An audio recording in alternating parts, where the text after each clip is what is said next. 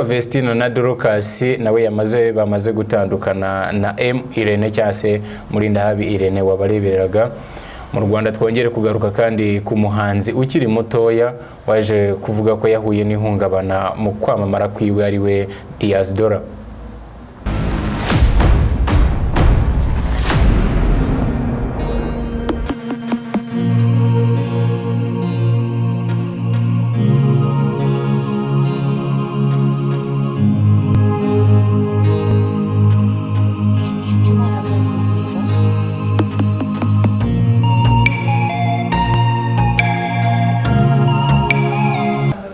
Yasa twongeye kubasoza rero murakaza neza kuri Ram TV muri kumwe nanjye Inade King Ketu. Mu makuru y'imyidagaduro rero tugiye guhera mu gihugu cyo kiri hanze y'u Rwanda, mu gihugu cya Nigeria. Ibyo rero tugiye kurebaho ni byabaye muri weekend itambutse, bikaba ari byo rero tugiye kwibandaho cyane kurenza ibindi. Mu gihugu rero cya Nigeria turaza kubabwira yuko uwitwa Master P uvukana na Lord Boy bakaba ari imanga arimo arihakana ko adakwiye kujya agereranywa n'abandi abari bo bose. Turaza kubabwira ko kandi uwitwa Ruga nawe mu rubanza rwo kuburana n'umukunzi we byabaye ibindi. Turaza kugaruka kandi tubabwira yuko mu Rwanda uwitwa Vestino na Dorcas nawe bamaze gutandukana na Irene cyase Murindahabi Irene wabarebereraga mu Rwanda. Twongere kugaruka kandi ku muhanzi ukiri mutoya waje kuvuga ko yahuye n'ihungabana mu kwamamara kwiwe ari we Diaspora. Nyuma yaho ngaho turaza kugaruka ku rugendo rwo kuzenguruka igihugu rwa Bruce Melody ndetse na The Ben. Muri ibyo ngibyo rero ntago turuze guca hirya no hino, turaza kugaruka nanone ku bukwe bwa Irene nabwo bwamaze guhumura. Twongera kubahereza ikaze rero muri aya makuru tugiye kurebera hamwe twese. Nizere yuko unezerewe kandi umeze fresh. Umuhanzi w'umunya Nigeria Peter Okoye uzwi nka Master P yasabye abakunzi b'umuziki ko tongera kumugereranya n'umuvandimwe we Lord Boy bamamaranye mu itsinda rya P Square.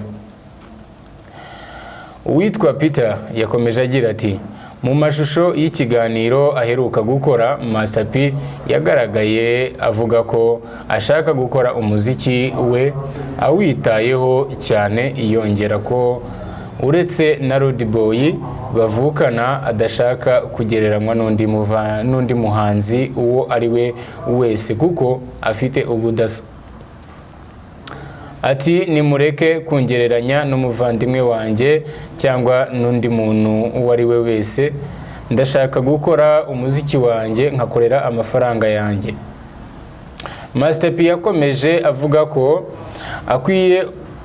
akwiye kubahwa birenze uko bamwubahaga.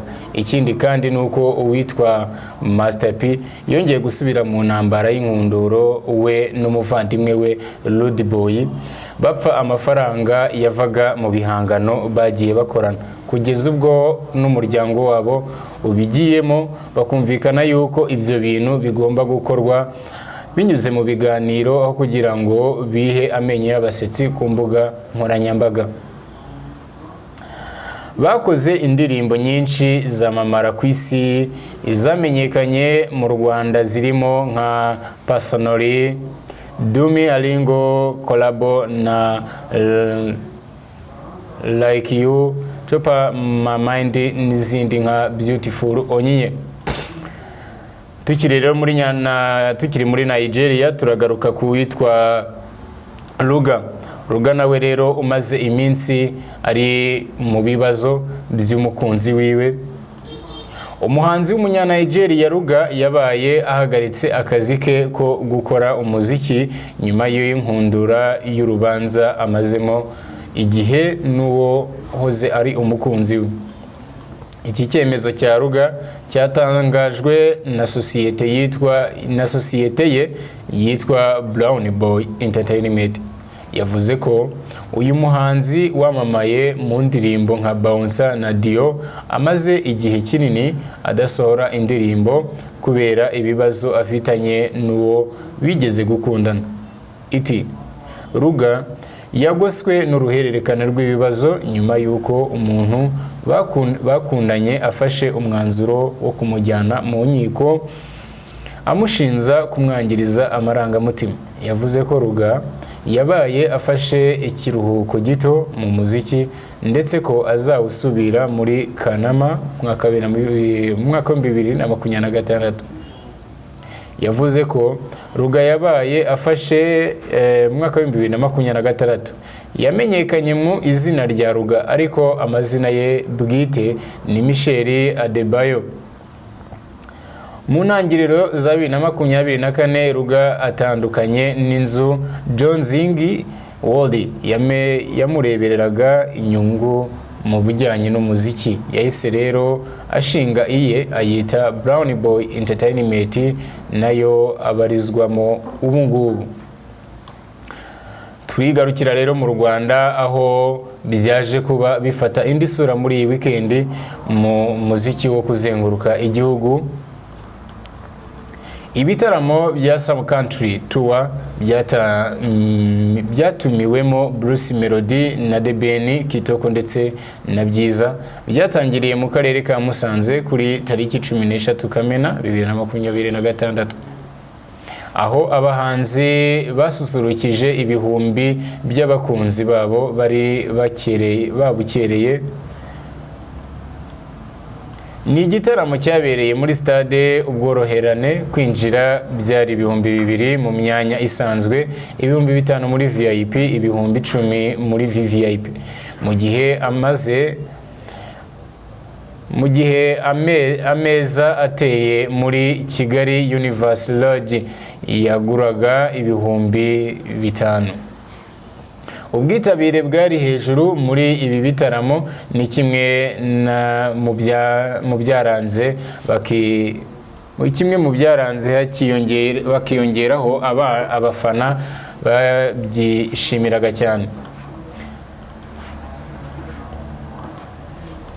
Rero mu gihe tukiri mu Rwanda kandi turongera kugaruka tubabwira yuko uwitwa Vestina na Dorcas nabo bamaze gutandukana na Murindahabi Irene. Ese ibi byaba byaratewe n'iki? Nta ngaruka bishobora kugira kuri bano bana? Ese Irene we ntacyo yigeze abivugaho? Reka rero turebe mu ibaruwa aba bana baje gushyira hanze ubwo bavugaga yuko batakinezerewe cyangwa se batakishimiye kuba baba bari kumwe na Murindahabi Irene. Nimba bashobora kuzakomeza umuziki, ibyo nabyo bikaba ari ibintu bizagenda bigaragara. Mu gihe rero uwitwa Diaspora nawe arimo agaragaza ko yageze ihungabana mu bijyanye no kwamamara bitewe no kuba atakiri muto ngo ntakibona ubwisanzure nk'ubwo yari asanzwe afite. Uwitwa rero Vestina na Dorcas, itsinda ry'abahanzi bakora umuziki wo kuramya no guhimbaza Imana Vestina ndetse na Dorcas ryatangaje ko ryafashe icyemezo cyo gutandukana na Irene, Murindahabi Irene wamenyekanye nka Irene. Aba bahanzi batandukanye na Irene nyuma y'igihe cyari gishize, bivuga ko umwuka atari mwiza hagati yabo nyuma y'uko Ishimwe Vestina afashe icyemezo cyo gusigara muri Canada atabyumvikanyeho na Irene. Mu itangazo iri tsinda ryashyize hanze ryavuze ko nyuma yo gutekereza cyane no kubisesengura mu buryo bwimitse, twe Vestina na Dorcas twafashe icyemezo cyo guhagarika ku mugaragaro imikoranire twari dufitanye na Irene. Vestina na Dorcas bakomeje bashimira Irene yagize uruhare mu kubafasha kugera ku nzozi zabo.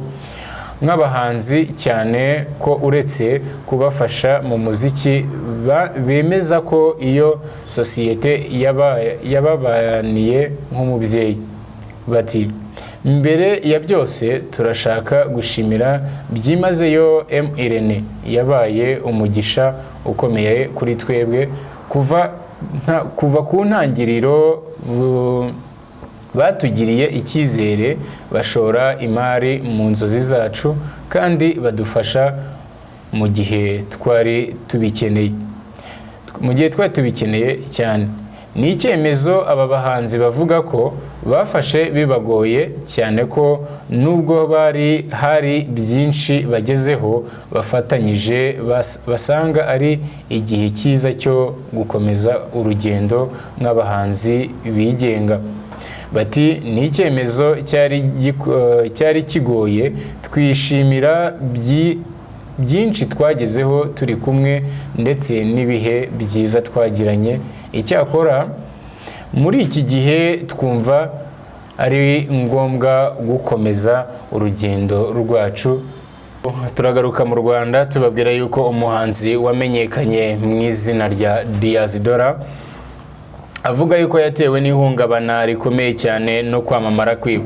Umuhanzi Diazdora umaze kwigarurira imitima ya benshi mu bakunzi b'umuziki cyane cyane abakiri bato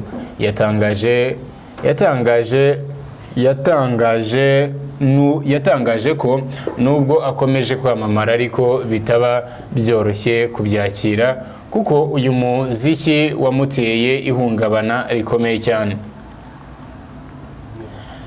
Yabigarutseho mu kiganiro yagiranye na Igihe agaragaza ko ubwamamare bwari buri ku rwego rwo hejuru kurusha uko yabitekerezaga cyangwa se uko yari abyiteguye. Agaragaza uburyo bisa nk'ibyamukumiriye ku bwisanzure kurusha mbere ataramenyekana. Ati ukigera ku muhanda abantu ntibemera ko wakwigira mu isoko ukihahira, ntabwo wajya muri resitora ngo wirire akantu ushaka. Nk'uko rero byari bimeze mbere, ntabwo ari ibintu umuntu yapfa kwakira byoroshye. Uyu muhanzi wavukiye mu karere ka Kicukiro agakurira ku Muhima mu mujyi wa Kigali yakomeje avuga ko ubwamamare bwamugoye cyane, aho yabaga agenda mu muhanda abantu bakamushagara, kubimenyera bikamubera ihurizo. Ati hari n'igihe ugeramo ukajya ubona noneho abantu bose bari kukureba aho unyuze hose, abantu bari kukuvuga. Kwamamara ku myaka mike ntabwo biba byoroshye. Nk'abahanzi benshi bazwi usanga ku mbuga nkoranyambaga bavugwa ibintu bitandukanye, byaba ibiri byo cyangwa ibitari byo.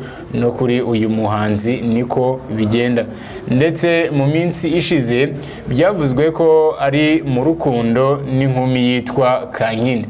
Icyakora Diazdora yabyamaganiye kure avuga ko ataragera igihe cyo gukundana bihamye, ko Kankindi ari inshuti irenze ibyo kuko bamaze imyaka 10 bakundana. Ati ibi by'ubwamamare ntabwo ndabikundaniramo gusa, kandi we navuga ko birenze no gukundana. Hashize imyaka 10 tuziranye, turi inshuti cyane. Ugiye guhita winjira mu rukundo ruhamye cyangwa ibindi bintu ntabwo ari ibintu byakorohera. Uretse kuba agaragaza ko abona ko ubwamamare butamuha amafaranga nk'uko yari abyiteze, Diazdora yakomeje avuga ko iyo mama we abwiye abantu ko ari we wamubyaye batajya babyemera. uyu muhanzi witegura gushyira hanze alubumu ye ya mbere yise Propaganda mu bahanzi yifuza gukorana indirimbo barimo Burna Boy, Wizkid na Davido. Muri Nigeria, mu Rwanda yifuza gukorana indirimbo na Miss Jojo. Nyuma yaho kandi turaza kongera kubabwira yuko ibindi byose mushobora kuza kubikurikirana, gusa nanone ntago twagenda tutababwiye ko umuhanzi Bruce Melody yaje kuba nawe yakirwa i Musanze nani i Rubavu, akaba yarakiriwe neza aho yaje guhabwa igihembo cy'umuhanzi ukunzwe cyane muri Rubavu. Ibyo byo bimeze bite? Reka nabwo tunyarukireyo tubarebere nyuma yuko witwa Israel Mbonyi nawe yataramiye muri mu Bubiligi. Uwitwa rero Bruce Melody avuga yuko nawe yanejejwe no kuba yarakiriwe mu karere ka Rubavu ubwo hatangwaga ibihembo bitandukanye by'abahanzi bitwaye neza muri uyu mwaka. Twongeye kubashimira rero, twifuza ko mwakomeza kujya mudukurikira kuri Lam TV. Ari muri kumwe nanjye Inal the King K2.